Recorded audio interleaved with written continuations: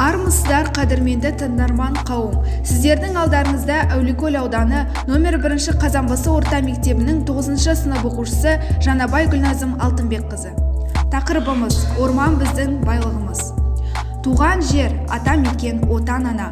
Осы бір құдіретті де қасиетті атауларды естігенде, тұла бойдағы қанның екпіні еселеніп, еріксіз ежіреген күй кешемін. Өйткені өмірге келіп, ес жиғанда, ең алғаш тайтайлап қадам басып, қас тұрғанда табанымды тіреген тұрағым да, ғажайып мекен жұмағым да осы туған жерім Қазанбасы. Қазанбасы орман шаруашылықтармен шекаралас. Ауыл орман баурайында орналасқандықтан, орман біздің байлығымыз. Туған жерде тіршілік етіп, сән-салтанат барымен, адамгершілік арымен, азаматтық тұғырыма ұмтылған туған елімнің мен де бір бөлшегімін. Біз бүкіл әлем мойындаған асқақ та айбарлы қазақ деген ұлы елдің ұрпағымыз. Тіршіліктің көзі саналатын табиғат байлығы ел байлығы. Ол үшін көрік берер жасыл желекті жайқалтып, өзен көлді арнасынан асырып, қоршаған ортаны қорғай білу әр азаматтың борышы. Адам табиғаттың төл перзенті, жаратылысында ұқсастықтары көп, оларды бір-бірінен бөліп жаруға болмайды. Осы бір қарапайым қағидатты бойына сіңірген орманның туған жерге, ата мекенге деген перзенттік махаббаты қалыптасады, сүйіспеншілігі артады. Қазанбасы табиғаты әсем аймақ. Әулиекөл ауданында 2 орман шаруашылығы бар. Соның бірі Семизор және Басаман орман шаруашылығы деп аталады. Қос орман шаруашылығы ағаштар түйісіп, қабаттасып өскен тұсын халық Қазанбасы орманы атайды.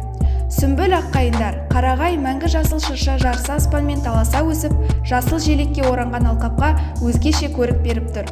Табиғатты сұлу жер кімді болсын өзіне ынтықтырып, еліктіретіні анық. Орманды алқапта көл тоғайлар көптеп кездеседі. Орманды жердегі көл суының шипасы мол екені кеңінен айтылған. Көл жағасында қалың қарағайлы орман көгілдірленіп, мұнартып, көз тіккен жанды қызықтырады.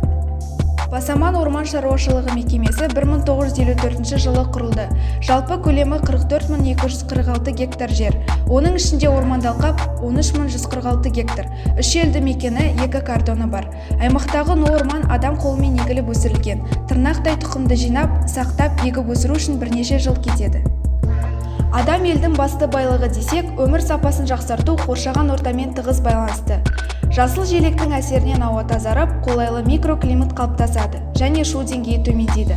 Атап айтқанда, орман екпелерінің 1 гектары ауада 400 келі күкірт қышқыл газын жұта алады. Сонымен қатар 100 келі хлоридті және 25 келі фторидті жерге түсетін ауада болатын барлық зиянды заттардың 60-80%-ын жұта алады.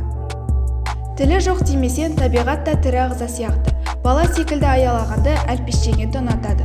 Туған жер әрбір адамның киелі бақ мекені.